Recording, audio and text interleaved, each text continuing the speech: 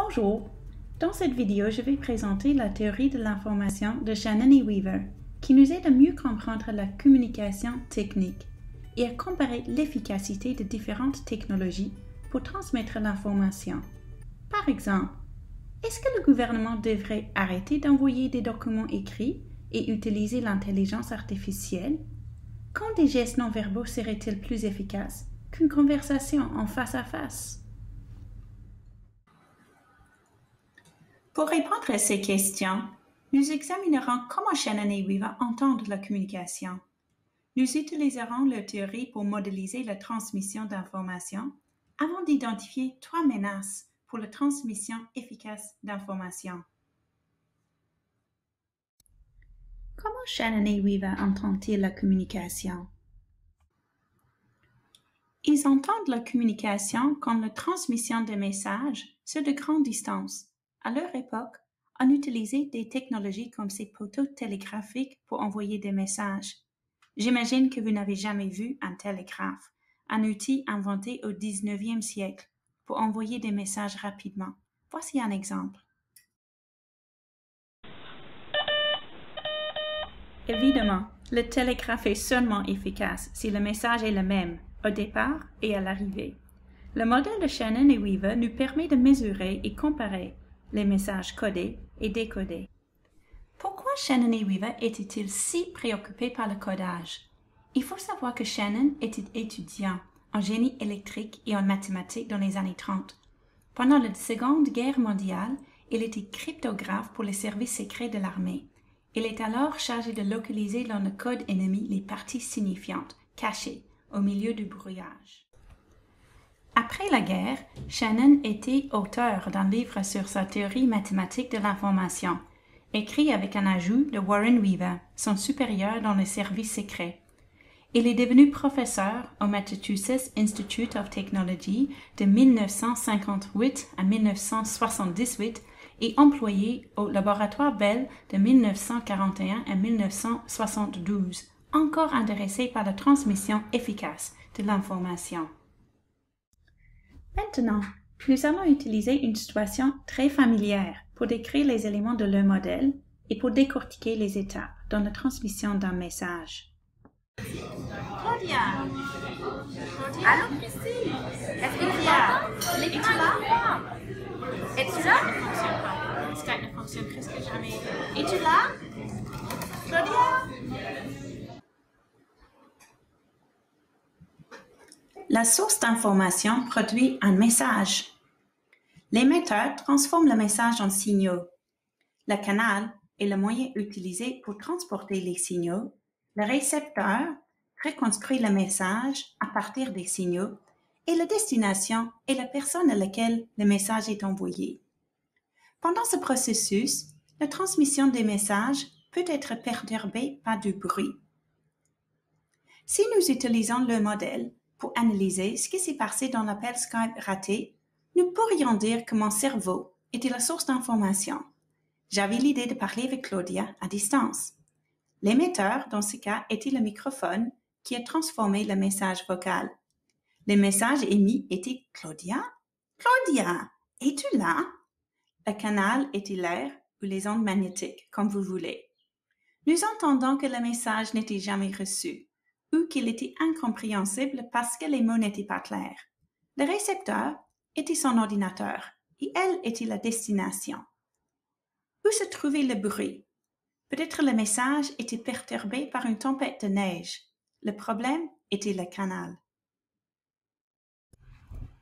Le modèle nous permet d'identifier 3 menaces pour la transmission efficace d'informations.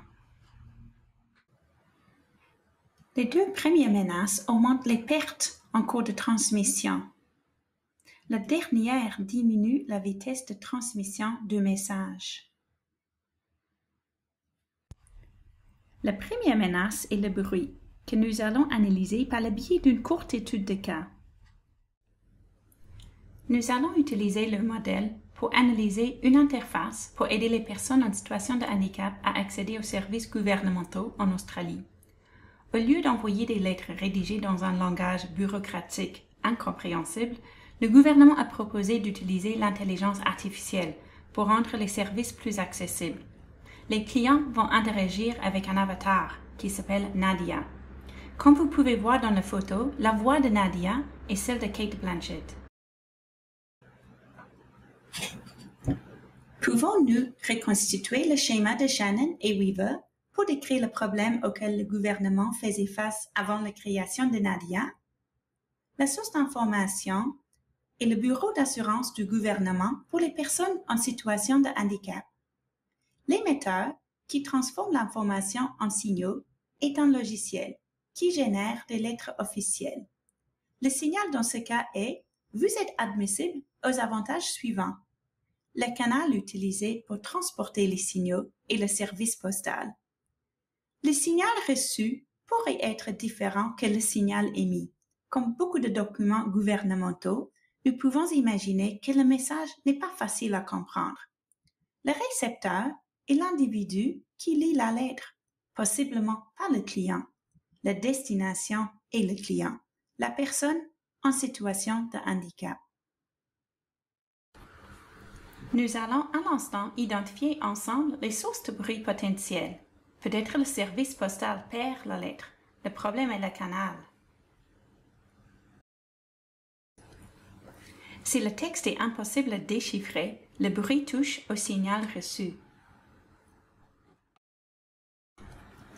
Si la personne qui lit la lettre n'est pas capable de la lire, par exemple si elle est aveugle, le bruit se trouve sur le plan du récepteur. On peut se questionner si l'utilisation de Nadia améliore cette situation. La source d'information continue d'être le bureau d'assurance, mais maintenant, l'émetteur est Nadia. Imaginons qu'elle émet le message suivant.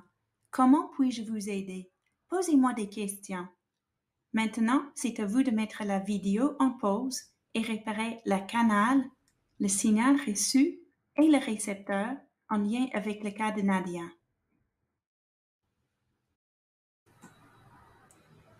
Le canal utilisé sera l'Internet. Le signal reçu en langage naturel sera le même que le signal émis. Comment puis-je vous aider? Posez-moi des questions. Le récepteur sera la webcam du client. Nadia semble supérieure à l'ancien système parce que les possibilités de bruit ont diminué. Seulement un mauvais fonctionnement de l'Internet pourrait empêcher une bonne transmission. À part le bruit, Shannon et Weaver ont identifié une deuxième menace à la transmission efficace, un haut niveau d'incertitude où nous avons un excès d'informations. Le message reçu pourrait différer beaucoup du message envoyé. Mais attention, ici il n'utilise pas le concept d'information dans son sens commun. Dans son livre, il explique que l'information est ce qu'on pourrait dire, ou la liberté de choix dont on dispose lorsque l'on sélectionne un message. Par exemple, si quelqu'un a écrit son numéro de téléphone sur une serviette dans un restaurant, il est fort probable que l'écriture sera difficile à déchiffrer. Quel est l'avant-dernier chiffre? Vous avez plus d'un choix, n'est-ce pas? Le chiffre pourrait être un 2, un 3, un 6, un 8, un 9 ou même un 0. Si vous voulez l'appeler, vous avez beaucoup trop de choix, ce qui augmente l'incertitude. En plus, la transmission du numéro de téléphone de votre ami potentiel manque de précision, parce qu'il y a plus d'informations reçues qu'émises. Pour bien comprendre le concept d'information, utilisons un autre exemple, celui de la plongée sous-marine. Ici, la capacité du canal physique est très limitée. Nous ne pouvons pas parler facilement sous l'eau. Cette limitation a mené à la création d'une série de gestes non-verbaux pour transmettre des messages indispensables avec votre partenaire de plongée, montant, descendant, danger, entre autres. Dans ce cas, il n'existe pas d'autre choix pour s'exprimer.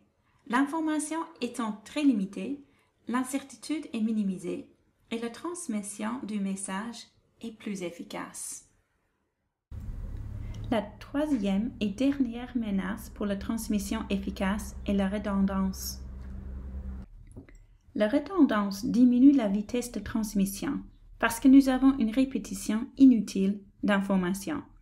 Fréquemment, nos messages contiennent beaucoup de superflu à cause de la structure de la langue qu'on utilise ou des exigences des conventions sociales, comme le deuxième E et le S que vous voyez ici dans le mot « manger ».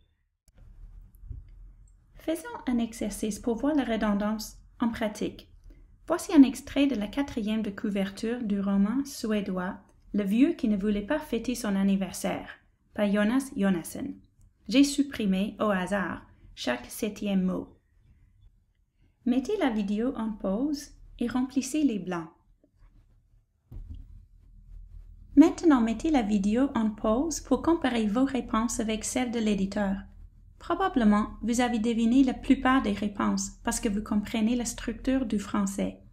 Cette information utilisera une bonne partie de la capacité du canal, sans ajouter beaucoup de valeur. Notre capsule touche à sa fin. En résumé, cette vidéo vous a présenté la théorie de l'information de Shannon et Weaver. La théorie offre une modélisation visuelle de la transmission d'informations à distance, en utilisant par exemple un télégraphe, l'Internet ou la téléphonie, de la source jusqu'à la destination.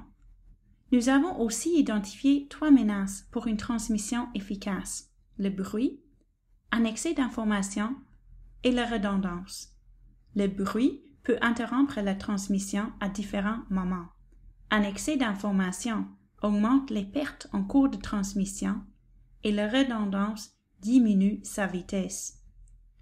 Nous avons vu que la théorie de Shannon et Weaver nous permet de comparer l'efficacité de différentes technologies pour transmettre l'information.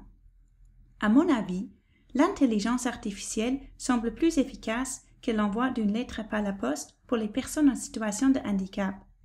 Cependant, quand il y a la possibilité d'incertitude, une technologie plus simple, comme des gestes non-verbaux, très schématisés sous l'eau, peuvent communiquer plus qu'une conversation en face à face. Et vous, qu'en pensez-vous? Merci d'avoir regardé cette capsule de théorie de la communication. La communication en tant que transmission, Shannon et Weaver et leur théorie de l'information. À une prochaine capsule!